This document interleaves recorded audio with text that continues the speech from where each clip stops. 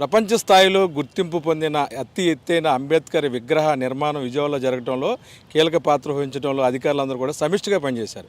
అయితే ప్రత్యేకించి మా విజయవాడ నగరంలో విజయవాడ నగర మున్సిపల్ కమిషనర్గా స్వప్నిల్ దినకర్ వచ్చిన తర్వాత చాలా వరకు కూడాను విజయవాడలో క్లీన్ అండ్ గ్రీన్ విషయంలో చాలా అద్భుతమైన ఫలితాలని సాధించారు కమిషనర్ గారు. ఈ నేపథ్యంలో సార్ చెప్పండి, చాలా అతి ఎత్తైన అంబేద్కర్ విగ్రహాన్ని విజయవాడలో రావడంలో సీఎం గారు కృషి చేస్తే దానికి ఇంత ఏదైతే బ్యాక్గ్రౌండ్ వర్క్ ఉందో అందులో మీరు చాలా కష్టపడ్డారని చెప్పి సిబ్బంది అంతా చెప్తున్నారు. స్పెషల్గా ఏదైతే స్పెషల్ సెక్రటరీ శ్రీలక్ష్మి గారు కానీ మీరందరూ కానీ చాలా కష్టపడ్డారు. విజయవాడలో డ్రైనేజీల మీద ఏదైతే గ్రీనరీ సంబంధించి ఏదైతే చెత్తా చెదారం వేయకూడదని ఒక యజ్ఞాన్ని కూడా మీరు చేశారు. ఈ నేపథ్యంలో ఐటీఎం తరపున మీకు ప్రత్యేక కృతజ్ఞతలు తెలుపుతూ సార్ చెప్పండి, బొమ్మకు సంబంధించి విజిటర్స్ ఎలా రావాలి, టైమింగ్స్ ఏంటి? Thank you very much.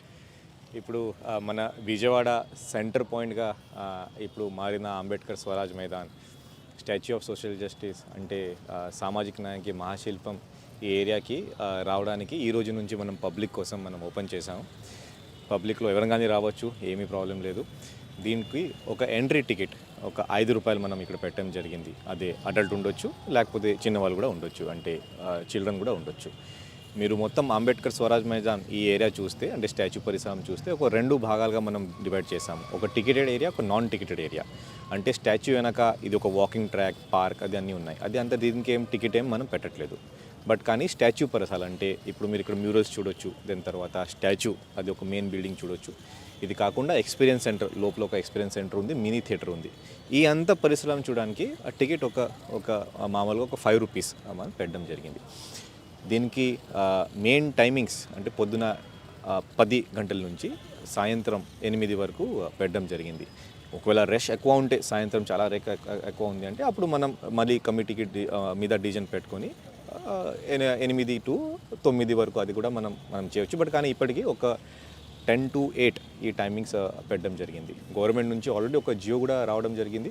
దీంట్లో పార్కింగ్ ఫీజు వేరే, దీంట్లో ఇంకొకటి ఇక్కడ స్పెసిఫిక్గా వీడియోగ్రఫీ, సినిమాటోగ్రఫీ కూడా తీసుకోవచ్చు. దీనికి వేరియస్ ఫీజ్ కూడా మనం పెట్టడం జరిగింది. ఒక స్టీరింగ్ కమిటీ ఫామ్ చేయడం జరిగింది గవర్నమెంట్ నుంచి. District collector as a head, తర్వాత municipal commissioner as a convener. ఇది కాకుండా వేరియస్ లైన్ డిపార్ట్మెంట్స్ అంటే ఏపీఐసి కానీ, తర్వాత ఆర్టీసీ, తర్వాత ఎలక్ట్రికల్ డిపార్ట్మెంట్ అంటే ఏపీసీపీటీసీఎల్, డిస్ట్రిక్ట్ హెడ్ దీంట్లో పెట్టడం జరిగింది. దీనికి మెయింటెనెన్స్ ఇప్పటి నుంచి ఆ కమిటీ ద్వారా చేయడం జరుగుతుంది. గవర్నమెంట్ నుంచి సపరేట్ నిధి కూడా ఆపరేషన్ అండ్ మెయింటెనెన్స్కి దీనికి ఇవ్వడం జరుగుతుంది. ఇది కాకుండా ఈ టికెట్ ఎంట్రీ ఫీజ్కి, పార్కింగ్ ఎంట్రీ ఫీజు నుంచి ఏదైనా ఇంకా వస్తే, ఇది కాకుండా క్రాస్ సబ్సిడైజేషన్ మోడల్లో మీరు చూడొచ్చు వెనక ఫుడ్ కోర్ట్ కట్టడం జరిగింది. ఇది కాకుండా వెనక ఒక చాలా పెద్ద అంటే విజయవాడలో బిగ్గెస్ట్ కెపాసిటీ ఒక కన్వెన్షన్ హాల్ కూడా కట్టడం జరుగుతుంది. 2000 సీటింగ్ కెపాసిటీ. అది కట్టిన తర్వాత అక్కడ నుంచి వచ్చిన ఆదాయం కూడా ఇక్కడ క్రాస్ సబ్సిడైజేషన్కి అది ఒక ఆలోచన ఉంది. సో పబ్లిక్ గురించి చెప్పాలి అంటే మీరు పొద్దున 10 నుంచి 8 వరకు ఎప్పుడైనా ఇక్కడ రావచ్చు. చాలా మంచిగా ఇక్కడ వచ్చి మ్యూరల్స్ చూడడం, ఎక్స్పీరియన్స్ సెంటర్ చూడడం, అంబేద్కర్ స్టాచ్యూతో పాటు ఒక మంచి సెల్ఫీ తీసుకోవడం, మళ్ళీ వెనక మీ ఇంటికి వెళ్ళి మీ ఫ్రెండ్స్కి దీని గురించి చెప్పడం దయచేసి అందరూ మీరు చేయాలి. ఈరోజు కొద్దిగా 10 కాకుండా మనం 2 గంటల నుంచి ఓపెన్ చేసాం. ఎందుకనే నిన్న చాలా పెద్ద ప్రోగ్రామ్ జరిగింది. కొన్ని ఐటమ్స్, కొన్ని క్లీనింగ్, ఈ స్పీకర్స్ కానీ, మైక్స్ కానీ, ఈ డయస్ కానీ ఇక్కడ లోపల ఉంది కాబట్టి అది రిమూవ్ చేయడానికి 2 వరకు మన పర్మిషన్ అవ్వడం కానీ. సో 2 నుంచి 8 వరకు ఈరోజు కూడా పబ్లిక్ విజిట్ చేయవచ్చు. చెప్పండి, ఎంతమంది సిబ్బంది అంటే విజిటర్స్ కూడా ఎక్కువ వస్తున్న నేపథ్యంలో క్లీనింగ్ది చాలా ప్రాసెస్గా ఉంటుంది కాబట్టి దానికి సంబంధించి ఎటువంటి చర్యలు తీసుకున్నారు? సో ఇక్కడ మన సిబ్బంది 2 రకాలు కావాలి. ఒకటి సెక్యూరిటీ సిబ్బంది, ఇంకొకటి క్లీనింగ్ సిబ్బంది. సో క్లీనింగ్ సిబ్బంది గురించి చెప్పాలంటే బయట పార్కింగ్ ఏరియాకి ఒక 15 మంది, లోపల అంటే ఈ మ్యూరల్ ఉన్న ఏరియాకి ఒక 10 మంది, ఇంకొకటి ఎక్స్పీరియన్స్ సెంటర్కి సపరేట్ బ్యాచ్ ఒక 10 మంది మనం పెట్టాము. లోపల ఎక్స్పీరియన్స్ సెంటర్కి స్పెషలైజ్ ఏజెన్సీకి మనం వర్క్ ఇవ్వడం జరిగింది. ఇక్కడ లోపల అంటే ఈ మ్యూరల్స్ దగ్గర, పార్కింగ్ ఏరియా దగ్గర విజయవాడ మున్సిపల్ కార్పొరేషన్ ప్రస్తుతానికి ఇచ్చాం. బట్ కానీ ఫ్యూచర్లో అది కూడా అవుట్సోర్సింగ్ కింద మనం వేరియస్ అంటే ప్రైవేట్ కంపెనీకి మనం ఇస్తున్నాం, అంటే క్లీనింగ్ పర్పస్ వరకు. ఇది కాకుండా సెక్యూరిటీ ఏజెన్సీకి కూడా ఒక 25 మంది ఇక్కడ పెట్టడం జరిగింది. మరి ముఖ్యంగా మన టికెట్ కౌంటర్ దగ్గర, తర్వాత గేట్స్ దగ్గర.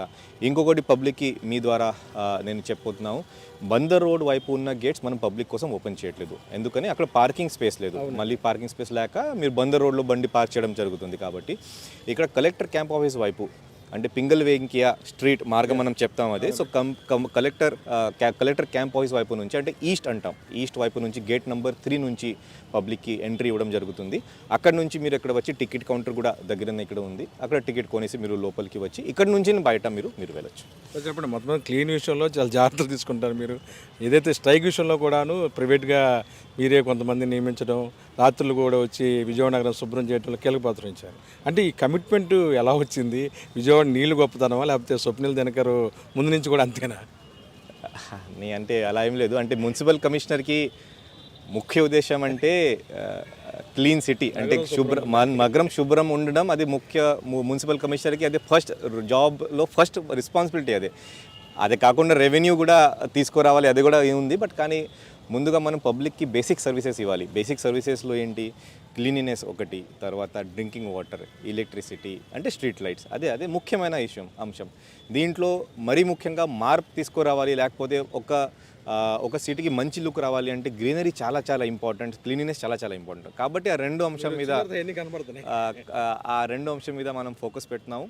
దీంట్లో ఇంకా భారీ ఖర్చు కూడా మనం పెట్టడానికి అవసరం లేదు. మనం ఉన్న స్టాఫ్తోనే, ఉన్న సూపర్విజన్తోనే మనం బాగా కొంచెం ఇంకా టెక్నాలజీ వాడుకొని కొద్దిగా ఫీల్డ్లో ఎక్కువ టైం ఉంటే మనం చాలా మంచిగా మార్పు మనం తీసుకురావచ్చు. కాబట్టి ఇంకొకటి అంటే విజయవాడ పబ్లిక్ కూడా చాలా థ్యాంక్స్ చెప్పాలి. మనం చేసిన ప్రతి ఒక్క పనికి వాళ్ళ బాగా స్పందించారు. మనం చెప్పాము జాతీయ క్యానల్స్లో చెత్త వేయకూడదు, 90% వరకు ఆపేశారు. మనం చెప్పాము రోడ్డు మీద డస్ట్బిన్స్ మనం ఇప్పుడు పెట్టట్లేదు, దయచేసి మీ ఇంట్లో ఉన్న చెత్త ఈ క్లాప్ వెహికల్కి మాత్రమే ఇవ్వాలి, మీ శానిటరీ సిబ్బందికి మాత్రమే ఇవ్వాలి. చాలా వరకు అది మార్పు వచ్చేసింది. సో విజయవాడ చేంజ్ అయింది. సో విజయవాడ పబ్లిక్ రిప్రజెంటేటివ్స్కి, ఇక్కడ ఉన్న ఎమ్మెల్యేస్కి, మరీ ముఖ్యంగా మన ఆనరబుల్ సీఎం సార్కి ఇది థ్యాంక్స్ చెప్పాలి. యాక్చువల్లీ వాళ్ళ సపోర్ట్తోనే మన కార్పొరేషన్ సిబ్బంది పనిచేస్తారు. కాబట్టి ఆ మార్క్ కూడా మనం తీసుకురావచ్చు. సార్ చెప్పండి, ఏమన్నా రాత్రి ఏమైనా టెన్షన్ పడి ఉంటారా? ప్రోగ్రాం జరుగుతూ ఉంది, ఇంత పెద్ద ఈవెంట్ కండక్ట్ చేశారు, కొద్ది రోజుల నుంచి కూడా నిద్ర లేనట్లుంది మీకు. అయితే కార్యక్రమం సక్సెస్ ఎందుకు, ఎలా ఫీల్ అవుతున్నారు? నేను చాలా సంతోషం, యాక్చువల్లీ చాలా సంతోషం. ఎందుకని ఒక పెద్ద టీం, మన special CS Srilakshmi madam, special ఎంఈడి శ్రీలక్ష్మి మేడం ఆధారంలో ఒక పెద్ద టీం పెట్టడం జరిగింది. అంటే గత ఒక 2 వీక్స్ నుంచి, 2 వారం నుంచి ఇనాగ్రేషన్ ఎలా సాధించాలి, ఎవరు ఎక్కడ పనిచేస్తారు, ప్రత్యేకంగా మన రాజమండ్రి మున్సిపల్ కమిషనర్ దినేష్, దాని తర్వాత Nellore municipal commissioner Vikas, Kurnool municipal commissioner Bhargav, మన కడప మున్సిపల్ కమిషనర్ సూర్య, చాలా మంది. ఇన్ఫ్యాక్ట్ మన సిఆర్డీ కమిషనర్ వివేక్ సార్, కందం చంద్రుడు సార్, వీరపాండ్యన్ సార్, దాదాపు ఒక 10 మంది ఐఎస్ ఆఫీసర్స్ గత ఒక 2 వీక్స్ నుంచి కంటిన్యూస్గా ఇక్కడ పనిచేస్తున్నారు. అందరికీ కోఆర్డినేషన్ చేయాల్సిన పని ఆబ్వియస్లీ మున్సిపల్ కమిషనర్ విజయవాడకి ఉండి చాలా టెన్షన్ ఉంటుంది. బట్ కానీ టకటక నిన్న చాలా ప్రతి ఒక్క టైంలో మంచిగా ఒక ఎలక్ట్రిసిటీ వాళ్ళు, దాని తర్వాత లైట్స్ వాళ్ళు, fire works, drone show, police నుంచి చాలా మంచి కోఆపరేషన్. సో అందరూ బాగా పనిచేశారు. ఫైనల్గా ఆనరబుల్ సీఎం నుంచి, ఆనరబుల్ మన అదర్ మినిస్టర్స్ నుంచి, శ్రీలక్ష్మి మేడం నుంచి వాళ్ళు కూడా చాలా హ్యాపీగా ఫీల్ అయ్యారు. మన స్టాఫ్ అంటే ఇక్కడ పనిచేసిన స్టాఫ్కి ప్రత్యేకంగా వాళ్ళు 100% ఇచ్చినందుకు చాలా థ్యాంక్స్ అండి. మొత్తం మీద కూడాను ఈ శిలాఫలకంలో మీ పేరు కూడా ఉంది. ఇది వచ్చే 100 సంవత్సరాలు వచ్చి 150 సంవత్సరాలు వచ్చి అది దాని మీద ఉండిపోయే అవకాశం ఉంది. అంటే అదే అదృష్టం. నేను ప్రత్యేకంగా ఆనరబుల్ సీఎం సార్కి థ్యాంక్స్ చెప్తున్నాను. అంటే నాకు ఇది అవకాశం ఇచ్చారు. మున్సిపల్ కమిషనర్గా ఎనీవేస్ నేను ఇది చేయాల్సిందే, బట్ కానీ అది ఒక డెస్టినీ అనొచ్చు. సో డాక్టర్ అంబేద్కర్కి 125 + 81 అంటే 206 ఫీట్ అడుగుల ఇది అవకాశం. యాక్చువల్లీ ఇది అవకాశం ఒక డెస్టినీ. సో మున్సిపల్ కమిషనర్గా ఇక్కడ పనిచేయడం, ఆధారంలో ఇది అంత పని జరగడం చాలా నా కోసం అదృష్టం యాక్చువల్లీ. సో అంటే ఇది ఒక మంచి లెర్నింగ్ పాయింట్ కూడా. అంటే వేరియస్ ఏజెన్సీస్తో ఎలా పని చేసుకోవాలి, మన ఏపీ నుంచి బయట ఏజెన్సీస్ కూడా దీంట్లో ఉన్నారు. చాలామంది యూపీ నుంచి, గుజరాత్ నుంచి, ముంబై నుంచి కూడా చాలా ఇక్కడ పనిచేశారు. సో కోఆర్డినేషన్ ఎలా చేయాలి, గవర్నమెంట్ ఆఫ్ ఇండియా ఢిల్లీతో ఎలా కోఆర్డినేషన్ చేయాలి, చాలా నేర్చుకోవడం కూడా జరిగింది. సో దీనికి మరీ ముఖ్యంగా నేను ఆనరబుల్ సీఎం సార్కి థ్యాంక్స్ చెప్తున్నాను. డెస్టినీ ప్లస్ నాకు ఇది అవకాశం ఇచ్చారు. సో చాలా థ్యాంక్స్ అండి. Thank you. మొత్తమే కూడాను తన చేసిన పని కూడాను గౌరవ ముఖ్యమంత్రి కల్పించిన అవకాశాన్ని వినియోగించుకొని చాలా చక్కగా పనిచేశారు కమిషనర్ స్వప్నిల్ దినకర్. అంతేకాకుండా తన సిబ్బంది కూడా చాలా బాధ్యతతో ఈ కార్యక్రమాన్ని పూర్తి చేశారని చెప్తున్నారు కమిషనర్ గారు. వీడియో జర్నలిస్ట్ విజయ్ గస్తో కలిసి ఐ డ్రీమ్ కోసం అబ్దుల్ అలీ, విజయవాడ.